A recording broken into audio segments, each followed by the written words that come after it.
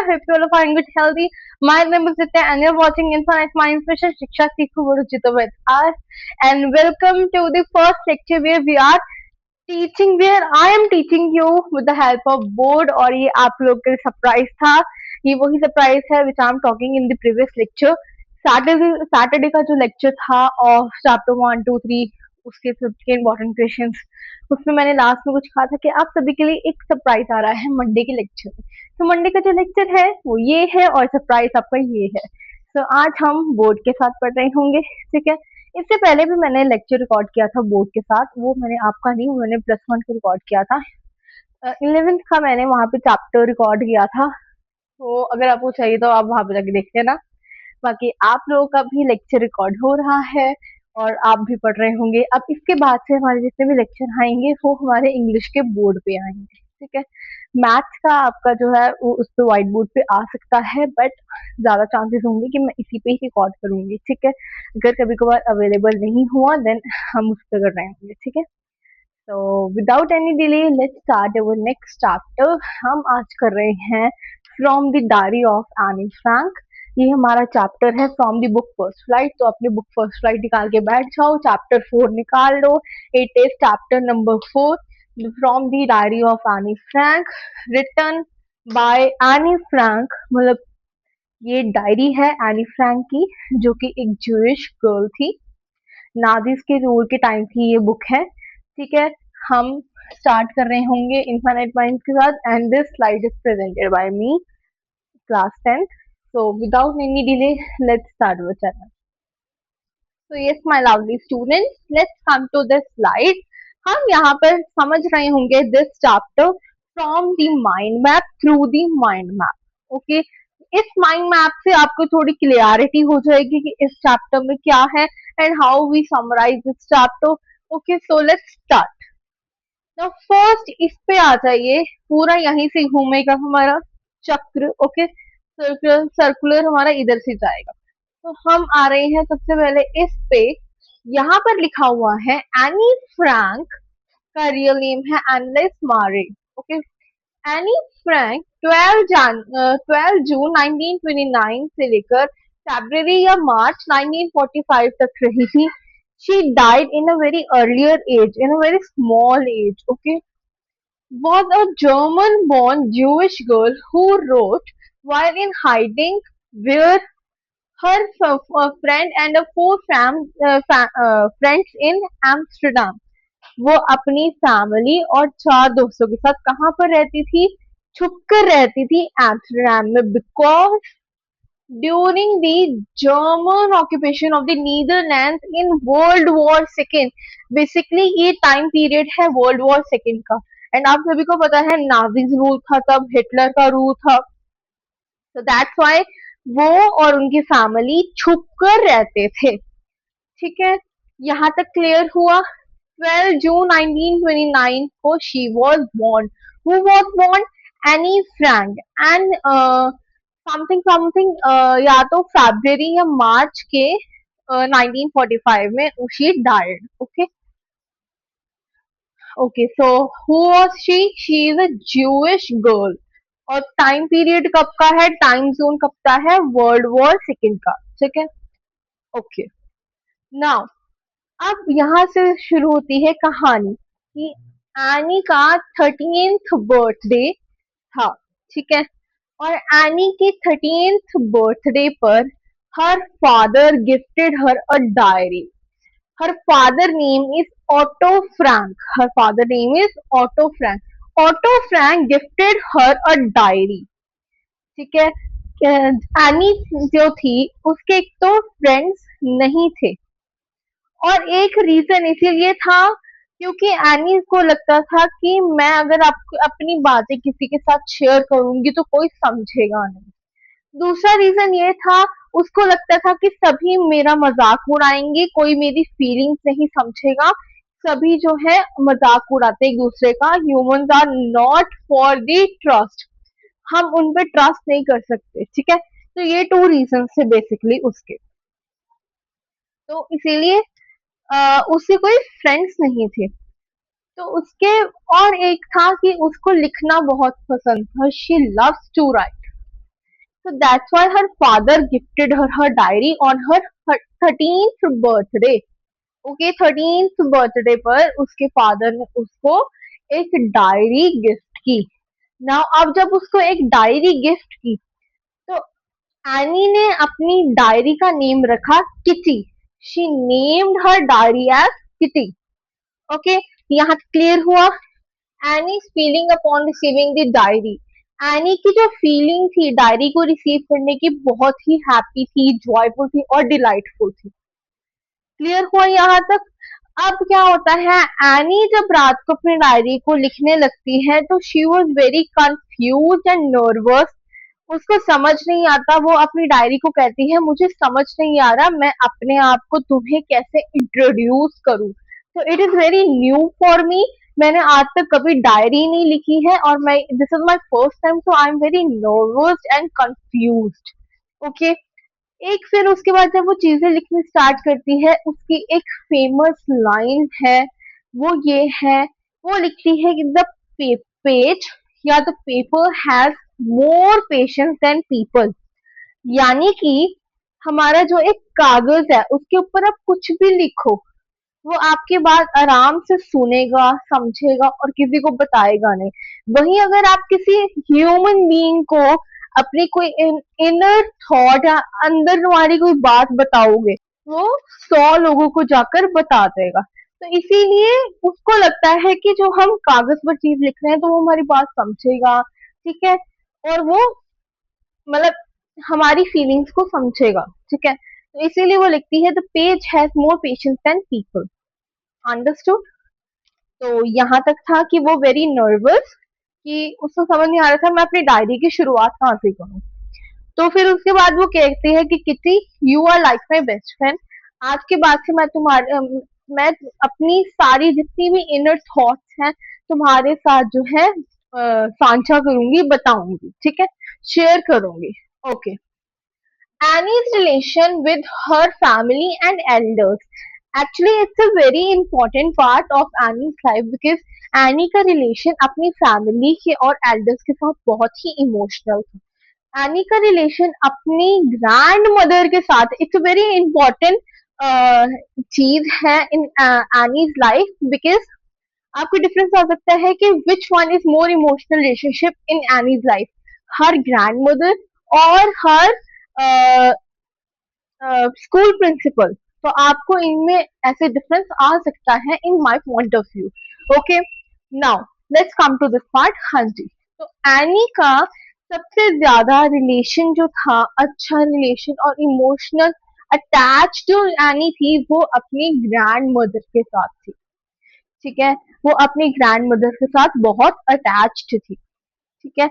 वो अटैच इसलिए थी कि जब नानी छोटी थी तो उसके मदर और father due to some circumstances उनको थोड़ा शिफ्ट होना पड़ा. तो उस टाइम से जब से वो छोटी थी, उसकी दादी ने ही उसकी पूरी केयर की थी.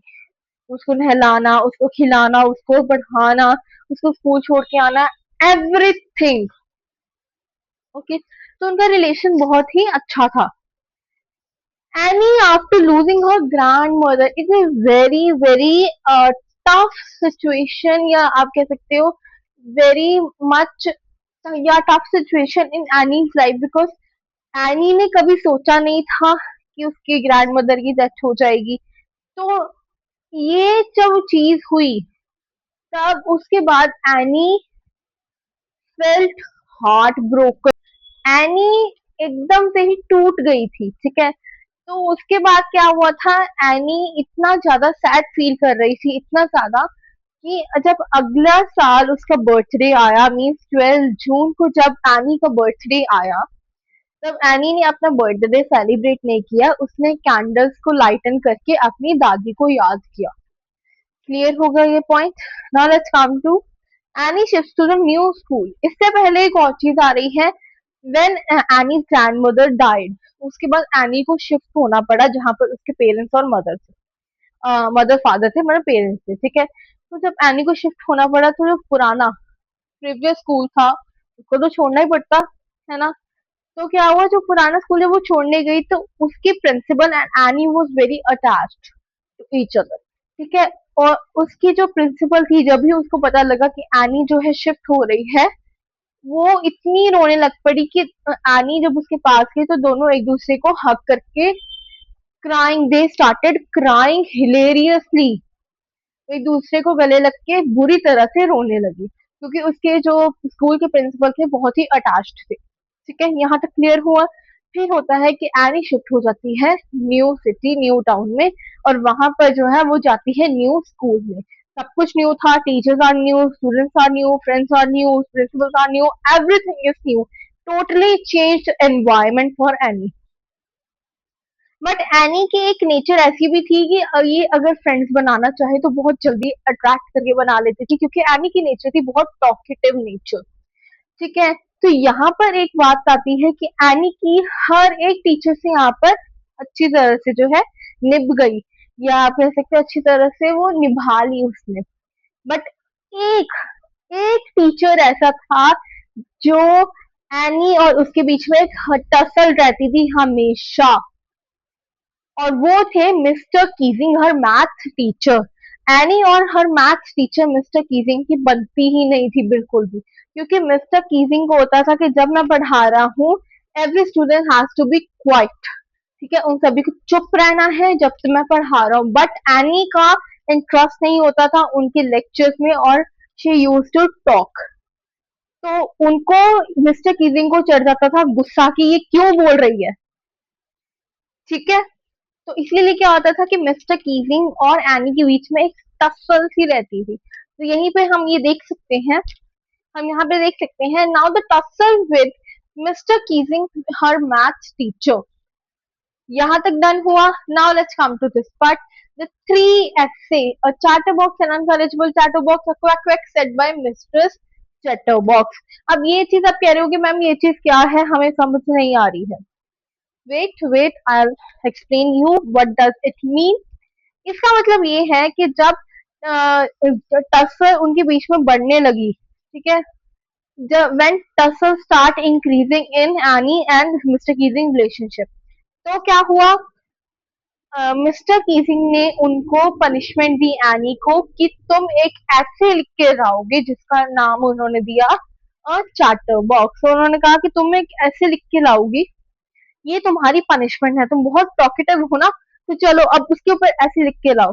तो ये बहुत ही इजी काम था, और एनी ने क्या किया, घर गई, इतना उसने अपने सब कुछ डाल दिया, उसने अपना पूरा इतिहास, अपनी पूरी स्टोरी डाल दी अपनी बचपन से लेकर अब तक की, कि मैं इतनी टॉकेटिव इसीलिए हूँ क्योंकि मेरी मम्मा बहुत टॉकेटिव है, तो उनके जीन्स मेरे अंदर है, and that's all, expected expected expected. उसने सब कुछ जो है इस ऐसे में लिख दिया। अगले दिन जब उसने ऐसे सबमिट करवाया, उस दिन वो फिर टॉकेटिव करने लग पड़ी, टॉक करने लग पड़ी, बात करने लग पड़ी। तो मिस्टर कीजिंग कहते तुम अभी भी नहीं सुधरी, अब एक और ऐसे लिख के लाओ। तो उन्होंने सेकंड ऐसे दिया, उसका नाम था एन अनकरेजेबल चैटबॉक्स, की कभी वो चुप ही नहीं करता। चैटबॉक्स थोड़ा चाचा चाचा करने वाला। तो उसने कहा कि यार मैं अब क्या लिखूं, मैं अब क्या लिखूं, इसमें मेरे को समझ ही नहीं आ रहा कि अब मैं क्या लिख दूं।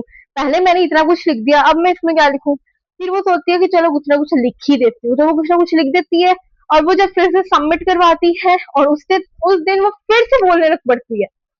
ठीक है, वो चुप ही नहीं करती। तो मिस्टर कीजिंग कहते हैं कि तुम चुप क्यों नहीं कर रही हो। तो एक और ऐसे वो लिखने को दे देते हैं, उसका नेम होता है quack quack quack said mistress charter box. तो अब जो एनी होती है वो कहती है कि यार ये कुछ ज्यादा ही हो गया, इतना नहीं करना चाहिए, ये तो कुछ ज्यादा ही हो रहा है मिस्टर कीजिंग का।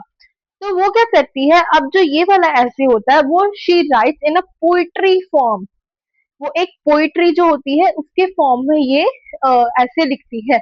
और इस पोइट्री की समरी ये होती है, मैं आपको बता देती हूँ, क्योंकि इस ऐसे के बाद मिस्टर कीजिंग और एनी के रिलेशन में बहुत ज्यादा जो है बदलाव आ जाता है, ओके, चेंज आ जाता है। तो क्या होता है, इस समरी में होता है कि एक पापा डकलिंग और एक मम्मा डकलिंग और उसके दो छोटे छोटे बच्चे, मतलब दो नहीं, काफी छोटे छोटे बच्चे। अब क्या होता है, जो ये छोटे-छोटे से वो बतख टाइप्स होती हैं, ये डक्स टाइप, तो वो चीं चीं चीं चीं चीं चीं करती रहती हैं। तो क्या होता है, उनकी ये चिंग चिंग चिंग चिंग आवाज सुनकर जो पापा डकलिक होते हैं, उनको आ जाता है गुस्सा, और वो क्या करते हैं, वो एक-एक करके सभी बच्चों को मार देते हैं। ठीक है, तो यह पूरी जो होती है, तो यहाँ पर वो डिनोट क्या कर रही है कि जो पापा डकलिंग है, जिन्होंने अपने पूरे बच्चों को मार दिया क्योंकि वो चीची चीची आवाज कर रहे थे। ठीक है, ये है mister Keesing, cruel mister Keesing, और जो जो छोटे छोटे बच्चे थे, ये है एनी। ठीक है, तो जब ये मिस्टर कीजिंग पढ़ती हैं तो उनको भी रियलाइज होता है कि नहीं यार, मैं कुछ ज्यादा ही इसके साथ कर रहा हूँ, इतना नहीं करना चाहिए। तो मिस्टर कीजिंग को रियलाइजेशन होती है कि नहीं, दिस इज इनफ, अब नहीं और करूंगा मैं, इसको मैं और होमवर्क नहीं दूंगा, इसको मैं और पनिशमेंट नहीं दूंगा। तो उसके बाद से, इस पोइट्री के बाद से उनके बीच में जो टसल होती है, ये सॉल्व हो जाती है, और एनी और मिस्टर कीजिंग का जो रिलेशन होता है वो अच्छा हो जाता है।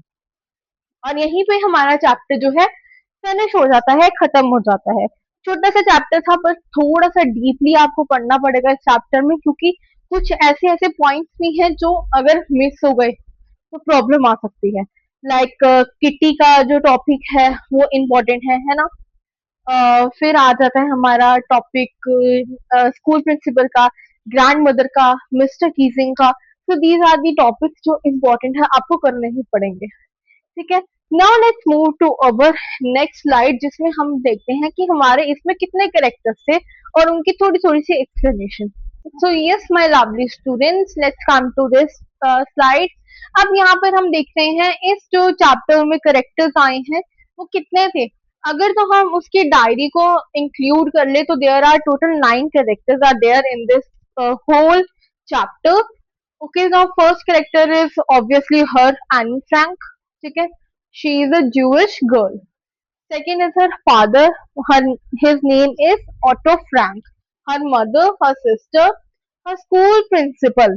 Okay, and the relation between Annie and her school principal was very emotional. Mr. Keesing, her maths teacher, है ना? Her diary, only friend. Her diary is also a character. Only friend इसीलिए लिखा क्योंकि सिर्फ एक ही ऐसी उसकी सच्ची दोस्त थी जो उसकी सभी बातें सुनती थी, समझती थी, तभी उसने ये कहा ना, the page has more patience than people, the paper has more patience than people. Okay, her loneliness, उसका अकेलापन, है ना, उसका अकेलापन तो था, बेचारी का कोई दोस्त नहीं था, तो शी वॉज लोनली, तो कितना ही अपने सिबलिंग के साथ रह लेगी, है ना। तो ये चीज आ गई। Her grandmother, a very emotional relationship between her grandmother and Anne फैक्ट, तो ये सारी चीजें। Now let's move to our important question part. Yes, my Q2s, let's come to this part. This is important questions from the diary of Annie Frank. First question, what is the name of the diary of Annie Frank and who gifted her that diary? The diary name was Kitty and it is gifted by her father. Clear? इसको आप थोड़ा explain कर देना कि उसको कब gift की थी, उसके 13th बर्थडे पे, और उसने उसका नाम किटी रखा। ठीक है, और उसको राइटिंग का बहुत शौक था, बट उसके कोई दोस्त भी नहीं थे, एंड दैट्स आपको भी लिख देना। ठीक है, explain the relationship between Annie Frank and her old school principal. So it was very emotional, ठीक है, pure relationship between her and her old school principal. तो ये सब चीजें लिखोगे, और जब उसको शिफ्ट करने की बारी आई थी तो वो दोनों कैसे रोने लग पड़े थे। That's why Mr. Keesing used to punish Annie because of her talkative nature. Annie used to talk in Mr. Keesing's lecture, so that's why they used to punish her. Okay, what thing Annie used to write in her diary?